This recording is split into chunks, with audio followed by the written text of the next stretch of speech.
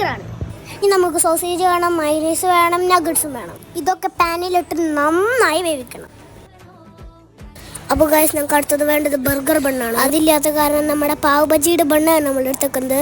ഇനിയും അതിൽ നെയ്യ് തേച്ചിട്ട് അടുപ്പത്തിൽ ചൂടാക്കണം ഗൈസ്. അപ്പോൾ നമ്മുടെ നഗറ്റ്സും സോസേജും റെഡി ആയിട്ടുണ്ട്. അപ്പോൾ നമ്മുടെ ബ്രെഡ് ഇപ്പോൾ നമ്മൾ ഫ്രൈ ചെയ്യാൻ വെച്ചിട്ടുണ്ട്.